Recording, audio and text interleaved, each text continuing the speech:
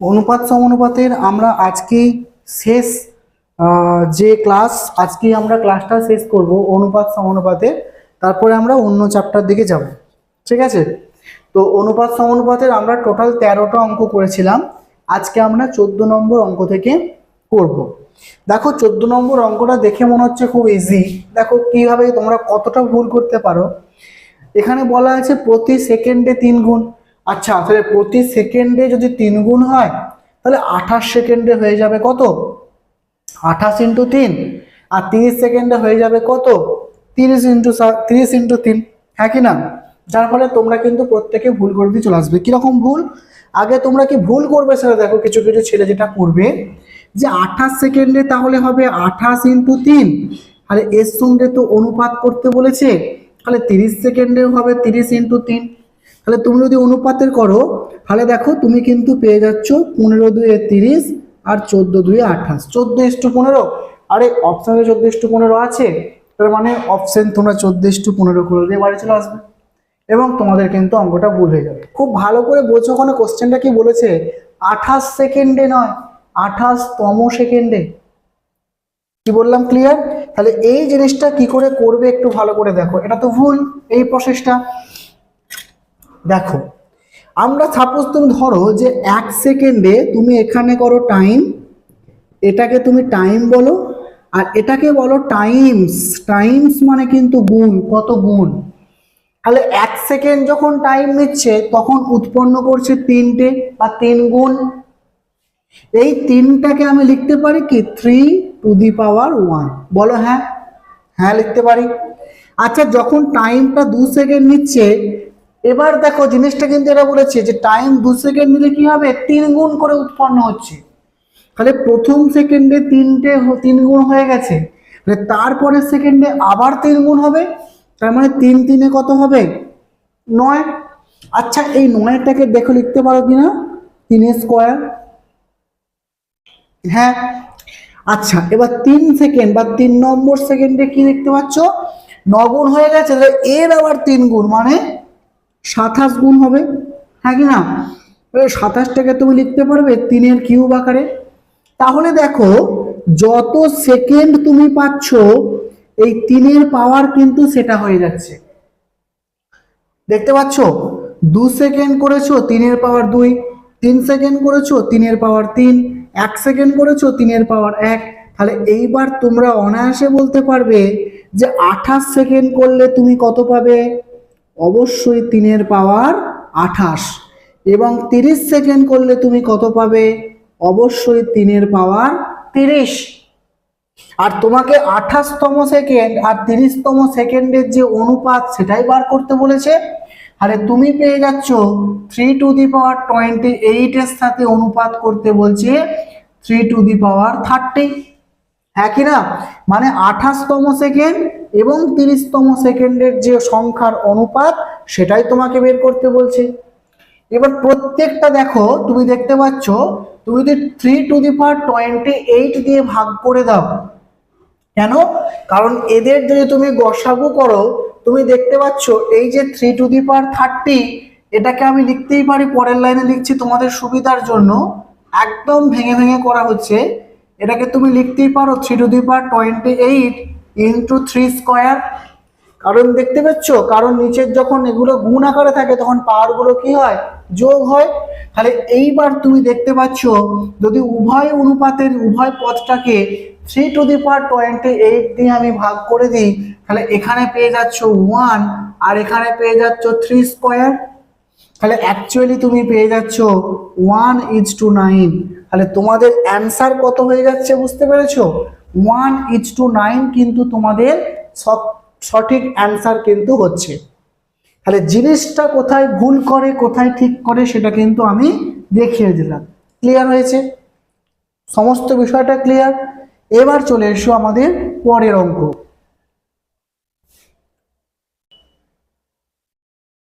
ওই 9-এর জায়গাটা বোঝা যাচ্ছিল না লাইটের জন্য। 9 সমান কিন্তু আমি 3 স্কোয়ার লিখেছি, দেখতে পেয়েছো? এই যে 9 সমান 3 স্কোয়ার লিখেছি, এই জায়গাটা তখন বোঝা যাচ্ছিল না। এবার এসো 15 দাগের অঙ্ক। দেখো কিভাবে করছি। 700 টাকা এবিসি এর মধ্যে ভাগ করে দেওয়া হলো। তাহলে আমি আগে লিখে নিচ্ছি যে এটা এ, এটা বি, আর এটা হলো সি, অসুবিধা নেই। বলছে এ বি এর অর্ধেক এবং বি সি এর অর্ধেক। তাহলে আমি বলছি সি যদি x টাকা পায় তাহলে বি কত পাবে? অবশ্যই x/2, কারণ সি x টাকা পেলে বি তার অর্ধেক পেয়েছে x/2, এবং এ বলছে বি এর অর্ধেক, তার মানে x/2 হাফের অর্ধেক মানে কত হবে? x/4। এইবার তুমি এদের কি করে নাও, তুমি এদের রেশিও করে নাও। তাহলে রেশিও করলে এটাকে প্রপার ওয়েতে তুমি করে নাও। দেখো এক্স গুলো সব কেটে যাচ্ছে, তার মানে তুমি যদি 8 দিয়ে প্রত্যেককে গুণ করতে হবে, এক্স গুলো তো কাটবে, প্রত্যেকের মধ্যে এক্স আছে। তাহলে তুমি করো, মানে এটা আমি আর একটা লাইন ভেঙে করে দিচ্ছি, 1/4, 1/2 এবং 1। এবার এটাকে প্রপার স্ট্রাকচারে নিয়ে যাও। তাহলে 8 দিয়ে সবকে গুণ করলে এখানে 8 দিয়ে নয় 4 দিয়ে গুণ করো, তাহলে সুবিধা হচ্ছে 4 দিয়ে, কারণ লসাগু হচ্ছে 4। তাহলে 1:2:4। এবার দেখো তোমাকে কি বলেছে? 700 টাকা ভাগ করে দিয়েছে, তার মানে টোটাল এদের যে প্রাপ্ত টাকার অনুপাত হচ্ছে 1:2:4। তাহলে টোটালটা যেটা হচ্ছে, টোটাল কত হবে? 4 আর 2 6 আর 7, তাহলে টোটাল হচ্ছে 7। আর এই 7 রেশিওটাই কার সঙ্গে সমান বলেছে? 700, কারণ 700 টাকাটাই এই অনুপাতে ভাগ করছে। তাহলে 7 সমান তোমাকে বলছে কত টাকা? 700 টাকা। তাহলে 1 সমান পেয়ে যাচ্ছ 100 টাকা। দেখো বের করতে বলেছে সি কত টাকা পাবে। এখন সি এর রেশিও কোনটা? সি এর রেশিও তো 4, তাহলে 4 সমান তুমি পেয়ে যাচ্ছ 400 টাকা। আর এটাই তোমাদের হয়ে যাচ্ছে সঠিক অ্যান্সার। ঠিক আছে, তাহলে তোমাদের সঠিক অ্যান্সার কত হয়ে গেল? না 400 তোমাদের সঠিক অ্যান্সার হয়ে গেল। আমাকে শুধু সি এরটা বার করতে বলেছে, তাই শুধু সি এরটাই আমি কিন্তু বার করলাম। ঠিক আছে, এই যে 16 অঙ্কটা যেটা করছো, 16 অঙ্কটার মতো আগের দিনে একটা অঙ্ক করেছিলাম বিয়ের ব্যাপার দিয়ে, আজকে সেম দেখো বলেছে রিনা এবং মিনার বর্তমান বয়সের অনুপাত, মানে যে প্রেজেন্ট এজ, আমি প্রেজেন্ট এজটা বলছি 3:1। ভালো করে বোঝো, রিনা এবং মিনা। তাহলে আমি এখানে আর লিখছি রিনা, আর এইটা বলছি মিনা। বলো বোঝা গেছে? এত পর্যন্ত কিছুই করিনি, আমি জাস্ট যে প্রেজেন্ট এজ তার অনুপাতটা লিখে দিলাম। এবার বলেছে 10 বছর পর। তাহলে 10 বছর পর মানে কি? তুমি এখানে +10 করছো, 10 বছর পর অর্থাৎ ফিউচার। তাহলে ফিউচারে তোমাদের কত হচ্ছে বলেছে? মিনার বয়সের দ্বিগুণ, মানে রিনার বয়সটা যেটা হবে, তাহলে মিনার বয়স যদি 1 হয় তাহলে রিনার বয়স হবে 2। তাহলে 2:1 বলেছে, মিনার বয়স যা হবে মিনার বয়সের দ্বিগুণ হবে। এবার 5 বছর আগে, তার মানে এখান থেকে তোমাকে -5 করতে হবে। 5 বছর আগে তাদের বয়সের অনুপাত কত ছিল, অর্থাৎ এইটা এবং এটা কত ছিল। তাহলে তুমি যদি সবার আগে এদের প্রেজেন্টেজটা বের করতে পারো, তাহলে প্রেজেন্টেজ থেকে যদি আমি 5 বছর করে বিয়োগ দিয়ে দিই, তাহলেই আমাদের অ্যান্সার হয়ে যাবে, হ্যাঁ কি না? তাহলে প্রেজেন্টেজটা বের করার জন্য তোমাদের বলেছিলাম যে এরকম যখন থাকবে, প্রথমে কি করবে? প্রথমে মাঝেরটাকে অফ দিতে হবে,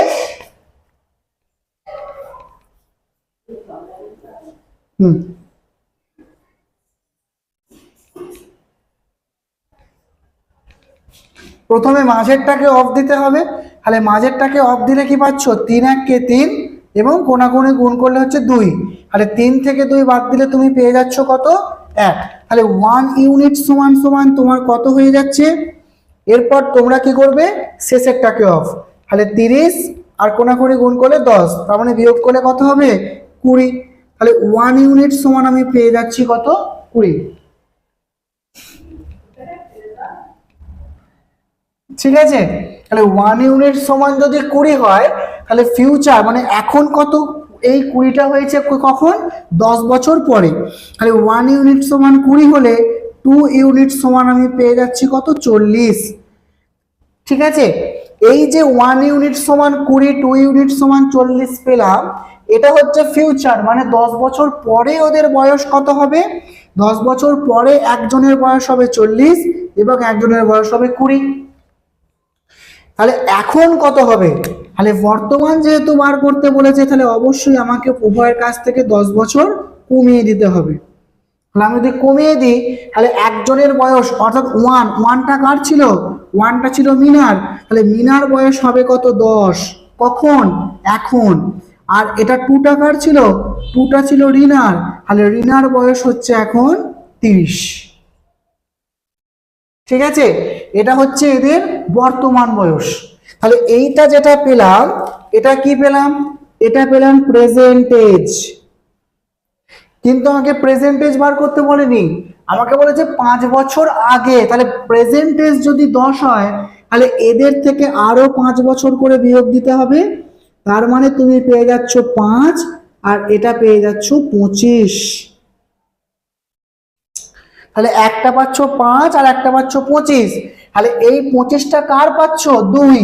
এই 2 মানে কার, 2 মানে হচ্ছে রিনা। তাহলে রিনার বয়স তুমি পেয়ে যাচ্ছ 25 বছর ছিল। আর 5টা তুমি কার পাচ্ছ, মিনার। তাহলে মিনার বয়স তুমি পেয়ে যাচ্ছ 5 বছর। তোমাকে কিন্তু বয়স বার করতে বলেনি, কি বলেছে, এদের রেশিও বার করতে বলেছে, তাই তো। তাহলে তুমি যদি রিনা এবং মিনার বয়সের রেশিও বার করো, তাহলে দেখো 25:5 মানে 5:1 তোমাদের রাইট অ্যান্সার। তাহলে কত অ্যান্সার পেয়ে যাচ্ছ, 5:1 কিন্তু আমরা সঠিক অ্যান্সার পেয়ে যাচ্ছি। দেখো, ঠিক আছে, ক্লিয়ার, ফাইন। এবার আমরা চলবো আমাদের নেক্সট অঙ্ক। দেখো নেক্সট অঙ্ক কি বলছে, বলেছে এ ও বি এর আয়ের অনুপাত 3:2, হ্যাঁ কি না, এবং ব্যয়ের অনুপাত বলে দিয়েছে 5:3। খুব ইজি কনসেপ্ট, আমি একটু বলে দিই। আমি এখানে বলছি, ধরো এখানে এ লিখলাম, এটা হলো বি ব্যক্তি, এবং তাদের ইনকামের রেশিও আমাকে বলে দিয়েছে কত, 3:2। তাদের ইনকামের রেশিও আমাকে বলে দিয়েছে 3:2। তাদের আমাকে ব্যয়, এবার যদি উভয়ে 200 টাকা সঞ্চয় করে, এবার একটু ভালো করে বোঝো। আমরা জানি ইনকাম থেকে যদি আমি সঞ্চয়টাকে বাদ দিয়ে দিই, তাহলেই তো আমি খরচা পেয়ে যাব, বলো হ্যাঁ কিনা। ইনকাম থেকে আমি সেভিংসটাকে বাদ দিলেই তো আমি বুঝতে পেরে যাবো যে আমি কত টাকা খরচা করেছি। তাহলে আমি বলছি এক্সপেন্ডিচার, এই যে হ্যাঁ, এক্সপেন্ডিচারের যে রেশিও সেটা কিন্তু বলে দিয়েছে 5:3। তাহলে এক্সপেন্ডিচারের রেশিও বলে দিয়েছে 5:3। এইবার প্রশ্ন, ইনকাম থেকে তো সেভিংসটাকে বাদ দিতে হবে। তাহলে ইনকাম থেকে কত করে বাদ দিয়েছে বলছে, প্রত্যেকে 200 করে সেভিং করেছে। তাহলে যে সেভিং গুলোকে আমি এখান থেকে বাদ দিয়ে দিচ্ছি, হ্যাঁ কি না। দেখো তো সেই আগের মতো কনসেপ্ট চলে এলো কিনা, কোনাকুনি গুণ করে বড় থেকে ছোট বিয়োগ দেবো। তোমাদের একটা কথা বলি, এইখানে যখন চিহ্নগুলো সেম থাকবে তখন আমরা কি করব, কোনাকুনি গুণ করে আমরা কিন্তু বিয়োগ করব, ঠিক আছে। তখন কন্ডিশনটা বলি। তাহলে সবার আগে আমি কি করছি, এটাকে অফ করো, মাঝেরটাকে অফ। কোনাকুনি গুণ, 3 3 9, 5 2 10। তাহলে 10 থেকে যদি 9 বাদ দেওয়া হয়, তোমরা প্রত্যেকেই জানো কত হবে, 1 ইউনিট সমান সমান কত দাঁড়াচ্ছে দেখা যাক। এবার কি কাজ বলেছিলাম, এবার কাজ বলেছিলাম তুমি নিচটাকে অফ করো। এই যে কোনাকুনি গুণ করবার সময় একটু বলো, একটু মাথা ঠান্ডা করে শোনো, এই চিহ্নগুলো যখন সেম হবে, যদি প্লাস হয়, যদি দুটোই প্লাস হয় বা দুটোই মাইনাস হয়, তখনই তোমরা কোনাকুনি গুণ করে বিয়োগ করবে, বড় থেকে ছোট বিয়োগ করবে। যদি দেখো যে একটা প্লাস হচ্ছে এবং একটা মাইনাস হচ্ছে, তখন তোমরা কোনাকুনি গুণ করে যোগ করবে। তাহলে দুটো চিহ্ন যদি আলাদা হয়, তাহলে তোমরা কোনাকুনি গুণ করে যোগ করবে। যদি দুটো চিহ্ন সেম হয়, দুটোই মাইনাস নইলে দুটোই প্লাস, তখন তোমাদের কোনাকুনি গুণ করতে হবে এবং সেম বড় থেকে ছোটটাকে বাদ দিতে হবে। তাহলে কোনাকুনি গুণ করলে তুমি 3 দুগুণে 6 মানে 600, আর 2 2 4 মানে 400। যেহেতু চিহ্ন সেম আছে মানে বিয়োগ দাও, তাহলে 600 থেকে 400 বাদ দিলে তুমি পেয়ে যাচ্ছ 200। তাহলে 1 ইউনিট সমান তুমি পেয়ে যাচ্ছ কত? 200। তাহলে এক্সপেন্ডিচারটা কত? এক্সপেন্ডিচার কত? এক্সপেন্ডিচার তো 5 ইউনিট। আমি শুধু এ এরটাকেই বার করব, বি এরটাকে আমি বার করব না। কেন? আমার তো কোশ্চেন চেয়েছে এ কে দিয়ে, আমি বিটাকে দিয়ে ফালতু সময় নষ্ট করে তো লাভ নেই। তাহলে এ দেখো, এর ক্ষেত্রে এক্সপেন্ডিচার ছিল 5 ইউনিট, আর 1 ইউনিট সমান 200 হলে 5 ইউনিট সমান হয়ে যাচ্ছে 1000। কিন্তু তোমাকে প্রশ্ন কি করেছে? কত খরচা করেছে সেটা নয়, কত টাকা সে ইনকাম করেছে সেটা। তাহলে খুব ইজি একটা কথা দেখো, তাহলে ইনকাম মানে কি তুমি দেখতে পেলে, এখান থেকে বার করে নাও। এক্সপেন্ডিচারের সঙ্গে সেভিংসটাকেও যোগ করব। তাহলে এক্সপেন্ডিচার 5 ইউনিট, তাহলে খরচা করেছে কত? এ বলো, এর এক্সপেন্ডিচার 5, আর 5 ইউনিট মানে তুমি পেয়ে গেছো 1000 টাকা। তাহলে এ 1000 টাকা খরচা করেছে, আর সঞ্চয় করেছে কত? তাহলে সঞ্চয় করেছে কত? সেভিংস। তাহলে এর দেখো 1000 টাকা সে খরচা করেছে, সেভিংস করেছে 200 টাকা। ওটাই তো কোশ্চেনে বলা আছে যে উভয়ই সেভিং করবে 200 টাকা। তাহলে অ্যাকচুয়ালি ইনকাম তার হয়ে গেল 1200 টাকা। তোমাদের অ্যান্সার কিন্তু 1200 টাকা। বোঝা গেছে? তাহলে এ অর্থাৎ এ ব্যক্তি কত টাকা ইনকাম করছে? 1200 টাকা সে কিন্তু ইনকাম করছে। Clear? Concept clear? Okay fine. চলে এসো পরের অঙ্কে।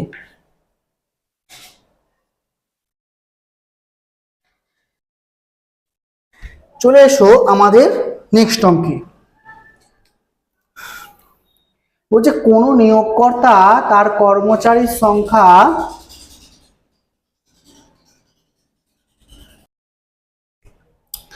কোনো নিয়োগকর্তা তার কর্মচারীর সংখ্যাকে 9:8 অনুপাতে কমিয়ে দিল এবং তাদের মজুরিকে 14:15 অনুপাতে বাড়িয়ে দিল। ওকে ঠিক আছে, মানে 8:9 অনুপাতে, এটা হচ্ছে 8:9। এটা কি? এটা কর্মচারীর সংখ্যা, এটা হচ্ছে কর্মচারীর সংখ্যা। 8:9 মানে হচ্ছে 8:9 অনুপাতে, সরি তাই তো বলছি 9:8 হবে তো, কারণ 9 ছিল সেখান থেকে কমে 8 হয়েছে। 9:2 মানে আগে ছিল 9 আর পরে সে করে দিয়েছে কত? 8। 9 থেকে 8 করেছে। এবার তাদের যে বেতন মানে ওয়েজেস, তাদের বেতনকে কি করেছে? 14:15, মানে 14 ছিল আগে কিন্তু এখন বাড়িয়ে 15 করে দিয়েছে। বলো এবার বোঝা গেছে কিনা? আগে 9 ছিল 8 করেছে কর্মচারীর সংখ্যা, এবং বেতন 14 ছিল 15 করেছে। এবার বলছে কমিয়ে দিল, কিন্তু তাদের মজুরি 14:15 হারে বাড়িয়ে দিল। যদি পূর্বে মোট বেতন আচ্ছা, তাহলে তোমরা জানো যে কর্মচারী এবং বেতন, তাহলে তুমি কি করবে? আরে মোট বেতন কত হবে কি বলেছে? যদি 9 জন কর্মচারী 14 টাকা করে পায়, তাহলে মোট কত টাকা পাবে? 126 টাকা। সিম্পল ব্যাপার, বলো হ্যাঁ কি না? 9 জন কর্মচারী যদি 14 টাকা করে পায়, তুমি পাচ্ছ 126 টাকা। সেম ভাবে 8 জন কর্মচারী যদি 15 টাকা করে পায়, তুমি পাচ্ছ 120 টাকা। তাহলে পূর্বে বেতন হচ্ছে 126, পরে বেতন হচ্ছে 120। মোট বেতন পূর্বের এই যে 126, এটা সমানই তোমাকে বলা আছে কত? 1890। কত দিয়ে গুণ করছো? 5 6 30, 10 15, 1890 তাকে তুমি যদি 126 দিয়ে ভাগ করো, 15 5 90, হ্যাঁ 15, তাহলে কত দিয়ে গুণ করেছো? 15 দিয়ে গুণ করেছো, হ্যাঁ কি না? তাহলে এটাকে যদি 15 দিয়ে গুণ করে থাকো, তোমাকে এটাকেও কি করতে হবে? 15 দিয়ে গুণ করতে হবে। 15 দিয়ে 30-এর শূন্য, হাতে 3, 15 আর 3 18, মানে অ্যাকচুয়ালি 1800 টাকা। তাহলে আগের মোট বেতন 1890 আর এখন মোট বেতন 1800। তোমাকে বলেছে ডিফারেন্স কত, তাহলে অবশ্যই এর সাথে এর ডিফারেন্স কত?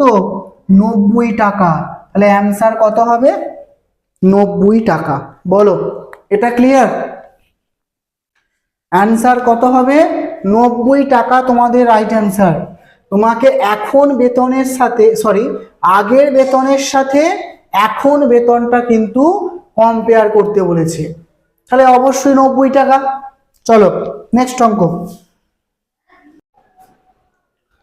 এবার আমরা আমাদের নেক্সট অঙ্ক অ্যাপ্লাই করব। দেখো কি বলছে, একটি ভগ্নাংশ যার সঙ্গে 1/27 যা অনুপাত। আমি ভগ্নাংশটা জানি না তো, তাহলে আমি বলছি সেই ভগ্নাংশটা যা খুশি হতে পারে, আমি এখানে ড্যাশ দিচ্ছি। তাহলে এর সাথে 1/27 যা অনুপাত হবে, 3/11 সঙ্গে 5/9 এর অনুপাতটাও তাই হবে। অর্থাৎ এই যে 3/11 সাথে 5/9 এর যে অনুপাত, তাহলে দেখা যাক অনুপাত হচ্ছে 3 9 27 আর 5 11 55।